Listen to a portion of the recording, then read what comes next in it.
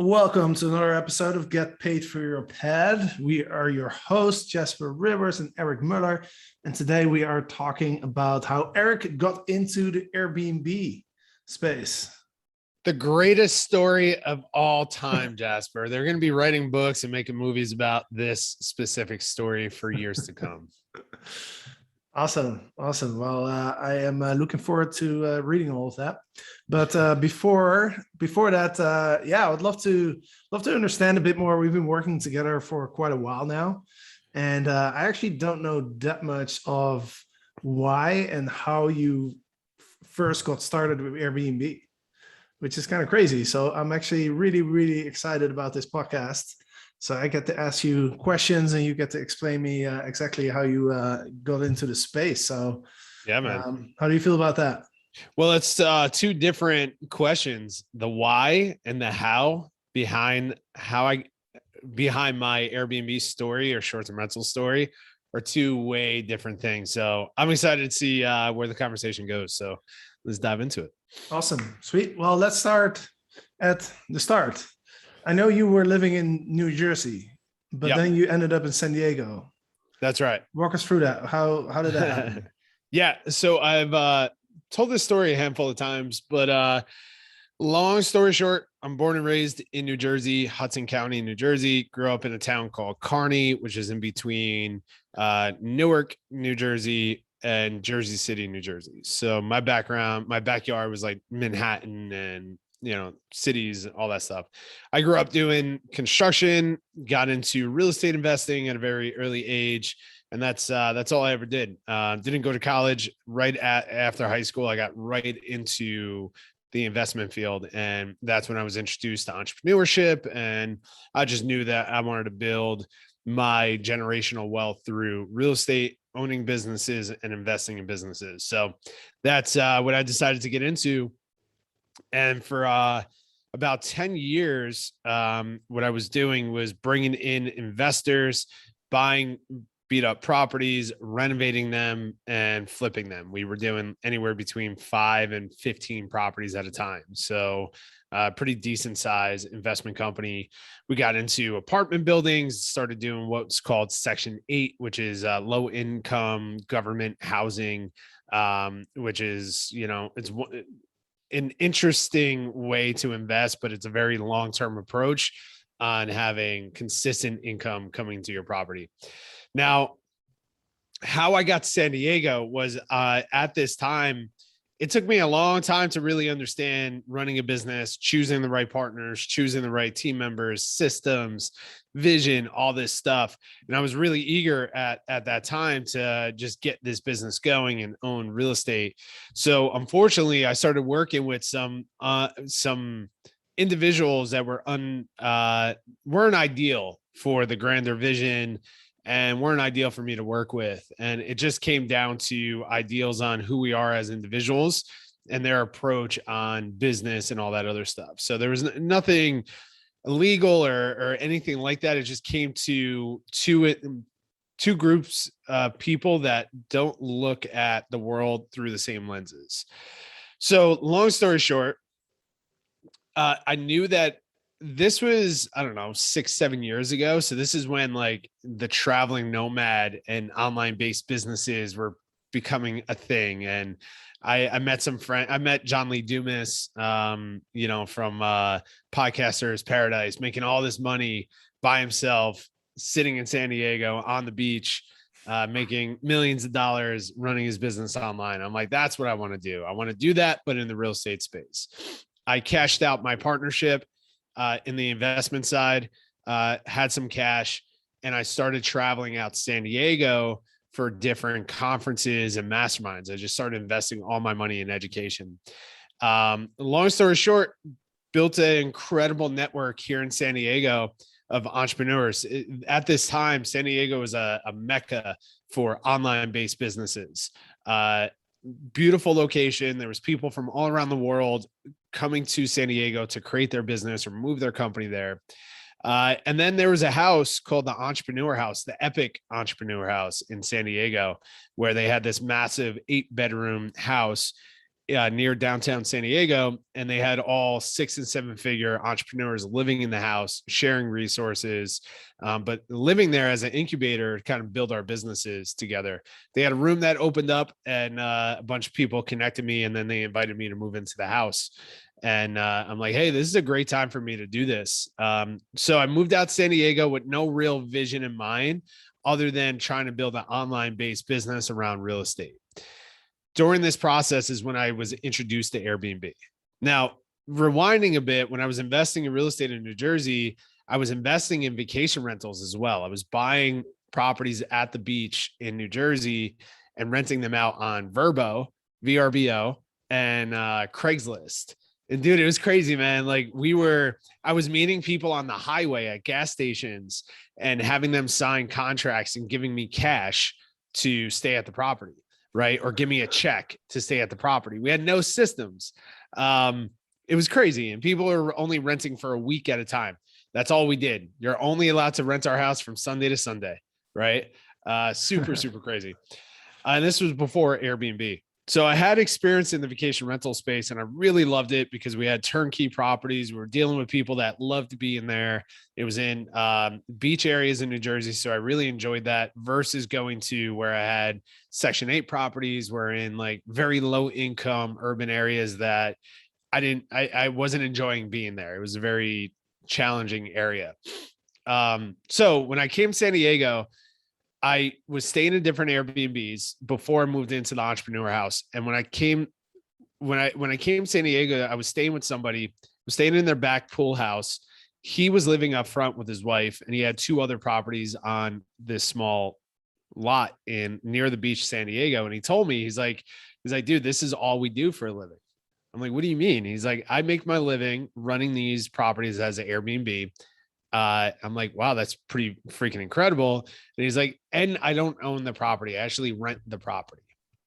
So that was the light bulb that went off. I was like, holy crap, you can leverage other people's properties. You can rent them and then re-rent them out on Airbnb and make some money. And I started recognizing that he was running this whole thing through technology. So I didn't have to meet him for the key. I paid on Airbnb. All the communication was through Airbnb. I checked in with a code. It was awesome. The whole thing was automated. And when I ran into him, he's like, yeah, we just travel around the world and we rent everything out on Airbnb, and I make my money and we live here for free. I was like, this is freaking awesome. This is what I'm going to do. This is the business I want to get into. So when I moved into the entrepreneur house, that was the goal. The goal was to start renting properties in San Diego, re-rent them out on Airbnb, and start making some cash, and then start documenting the experience of me figuring that out. Right. So long story short, shortly after moving to San Diego, started networking with some real estate investors. I met one investor that wanted to invest in me, and he's like, hey, I love this idea. And this wasn't big. This wasn't popular at the time, as it is now, right? So it took me some time to find the right person, and he gave me an opportunity in La Mesa, California, which is it's a beautiful area. I love that little town, but it's not a vacation rental area. It's 30-40 minutes from the beach, right? Due east. And I rented a 2-bedroom, 1-bath apartment off of him for like $1,500, which was in my mind a lot of freaking money. But the very first month we made $2,000 in profit. And I was like, this is freaking awesome, man. So I just started expanding from there. And then that was the early stages of me just really crafting the business that I wanted to be in. So the grander vision was like, okay, how do I have beautiful properties all around the world in places that I want to go to, hosting incredible people, creating this incredible experiences for people, and develop my wealth through that process. So that's essentially the journey of how I got into choosing this as my life. And this was back in 2015 when you moved to San Diego? Oh, man, I get so fuzzy with years. Yeah, I think so. I think it was right around there. Okay.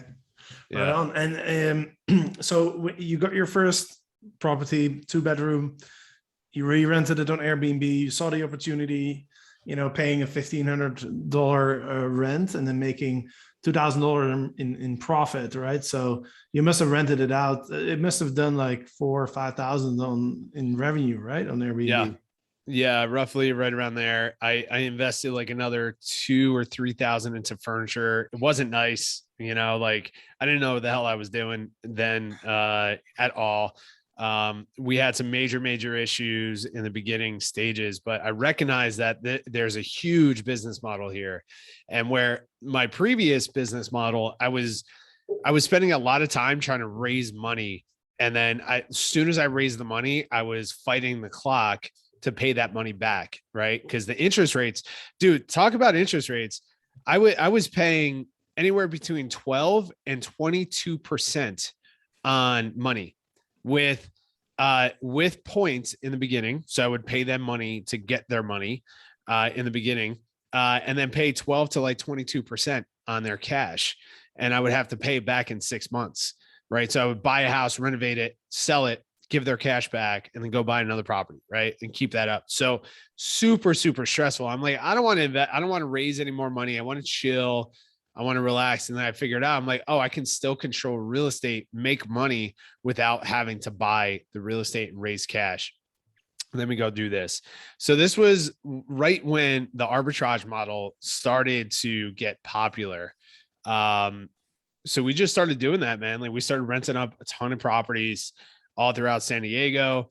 And then that got to a point where I was like, I don't know if this is the model I want to scale, because I started recognizing that I was signing these 1 to 3 year leases on properties. I was investing a ton of money into furniture, staging, all this stuff, that I was like, man, if anything happens, because you got to remember, I got into real estate 2 or 3 years right before the market crash.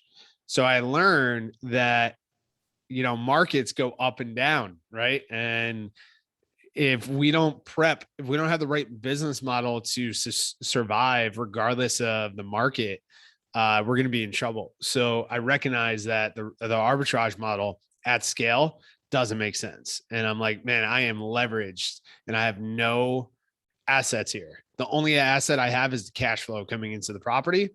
And if for whatever reason that stops coming, we're going to be out of business. Obviously, didn't know COVID was coming. How could that ever happen?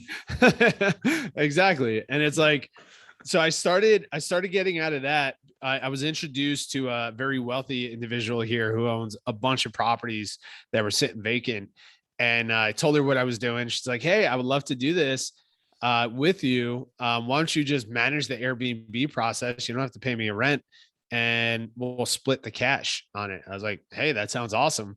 This is before I really recognized that the management model was a powerful model. And we did that, and I forget the exact numbers. I'm sure I can find them, but I just remember like 2 or 3xing the revenue of what we did on my leases on this one property. And I'm like, I didn't pay for any furniture, and I'm not on the hook for a lease. And it's the same, if not less work going into this property.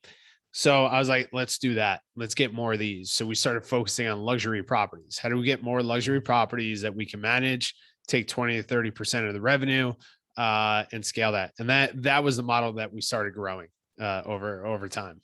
Yeah.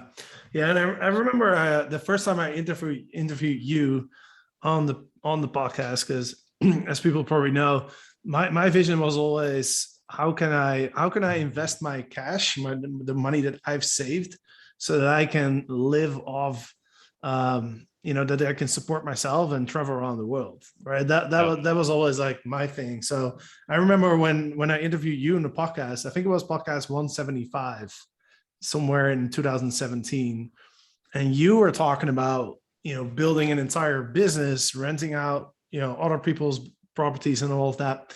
That was one of the first times that I realized, like, wow, people are building entire businesses now on Airbnb.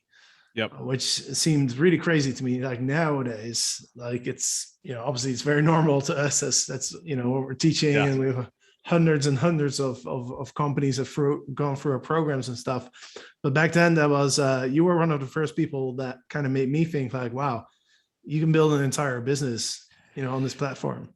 Dude, you know what's crazy is right around that time I came out to San Diego for a mastermind for like a 3-day mastermind. I invested a ton of cash into it. I'm like, hey, I want to learn this online based business and I want to be surrounded by wealthy people in an awesome place, right? And this is like during the winter, so like being in Jersey in February is terrible with snow and all that stuff. So coming to San Diego is like paradise to begin with. But we were out. Part of the mastermind was they rented this huge boat and put everybody on the boat and just went around San Diego up and down the coast. And there was an investor there and he was pointing at his buildings in downtown. He's like, yeah, I own that building and it's a whole Airbnb building. And we're buying this building and we're going to turn that into a whole Airbnb building. I'm like, what are you talking about? Like it didn't connect. I'm like, what are you talking about? The entire building is Airbnb. I don't understand it. Like, don't you have to be a host? He's like, no, we streamlined the whole thing. This was again before it was popular. And I was like, holy crap, this is exactly what I want to create. I want to own and control real estate. Obviously double our, have incredible income coming in, but then automate the entire process. Right. And he was very hands off with the whole thing. That whole experience of being out there, being inspired, like just on the boat in San Diego and being with investors saying that, I was like, holy crap, this is what I want to do. And that was right around that time. The master lease model and the management model was to get me into that space. And now, it's like we have the ability to do that pretty much anywhere we want to go because we have the ability to run short-term rentals online, which is incredible. Yeah. All right. So I'm going to ask you a couple questions. Going to throw some, what you call that? Fire round? Fire round. Number one, what's one thing you would have done differently? One thing I would have done differently is I would have focused on one market and I would have focused on one market versus spreading myself too thin on going across so many different markets. I had properties in Mexico, Colorado, all throughout San Diego, all that stuff. I had leases, I had management. I was trying to buy properties. It was too chaotic. So from day one, I would have simplified it. I would simplify the whole process, chose one market. What we teach in Legends X is what we call the home market. So I would have chose that one home market, one business model, one type of property, and streamline the whole process. Makes sense. What's the craziest experience you had with one of your Airbnb guests? Oh man, I don't know if I could tell this on the podcast. It was pretty freaking terrible. I don't know if you know this story. I don't really tell this story too much. So actually it was in the first unit that I was talking about in La Mesa. And this is one of my first Airbnb guests. This is where I was trying to build the reviews and all this stuff. Obviously San Diego is a huge military town. So I get a message from this individual saying like, hey man, I'm being deployed to Afghanistan tomorrow. I just got to town. The hotel I was staying at screwed up he had some type of excuse, whatever it was, screwed up my reservation. It's me and my wife. I fly out to Afghanistan tomorrow. Could you hook me up with a 1-night stay? And because at that time I had a minimum 2-night stay and I had in my profile that no locals are allowed to stay at the Airbnb. Oh no, actually it's before I learned about the whole no local thing. So long story short, I was like, hey, you know what? It's on me. Thank you for your service. I can't imagine what you and your family are preparing to do right now. Cause this was 7 years ago. So we're still in the height of the Afghanistan war. And I'm like, hey man, thank you for your service. Enjoy your night with your wife. It's on me. So I gifted him a night to stay at our property. I'm like, the only thing I ask you to do is leave me a 5-star review if you think we earned it. Right. The next day I get a phone call from my neighbor upstairs and my cleaner freaking out. The people left the property a complete mess. The neighbor upstairs said that they were hearing, I'll describe them as animal noises throughout the house. And we found on the neighbor's camera that it wasn't a man and his wife. It was a man, his two buddies, and what seemed to be a night worker, a prostitute. I'm trying to figure out the best way to explain this whole thing. So yeah, the guy wasn't military. He lied to me. He didn't come in with his wife. He came there with his two buddies, and what seems to be a prostitute. And I'm trying to PG this story here. We had to clean up a lot of unpleasant things, like hazmat type of cleaning throughout that house. There's a lot of bodily fluids and unpleasant things throughout the entire home. And when I say throughout the entire home, this was the first couple of weeks of me owning this property. I had to replace 2 mattresses. It was 2-bedroom. We had to replace the 2 mattresses, and we had to replace the couch because of bodily fluids that were on these couches. It was that bad.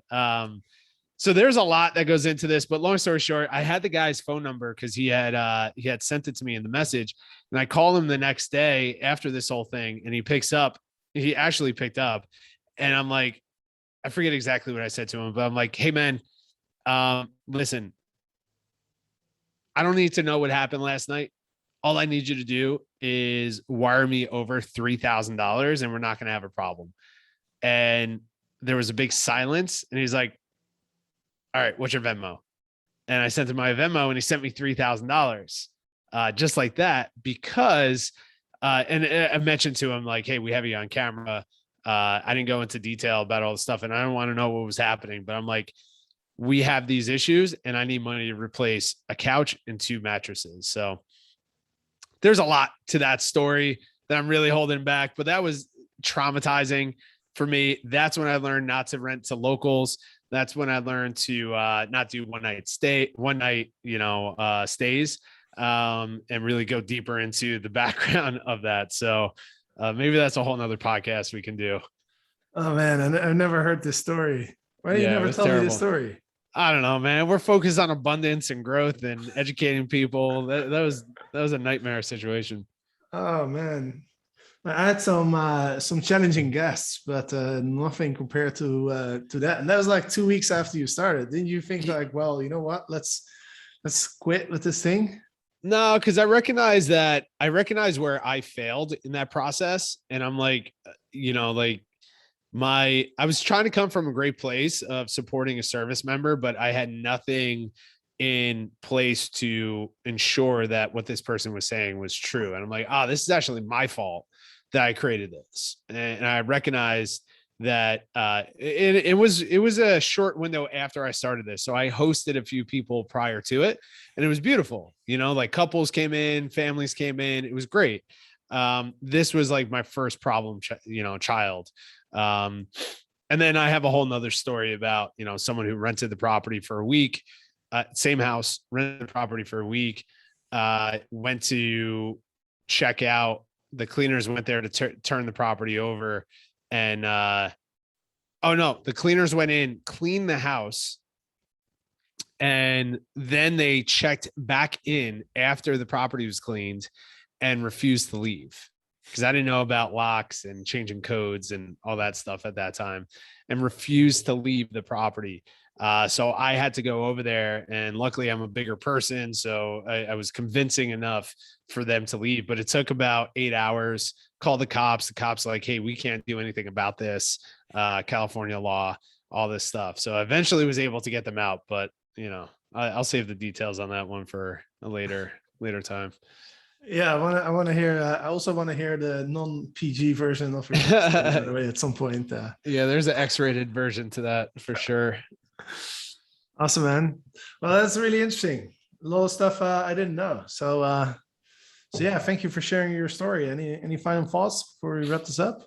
No, it just, I think obviously that was a very, quick overview of how I got started in the space. There's a lot that goes into that. Maybe over time we could kind of share a bit more about it.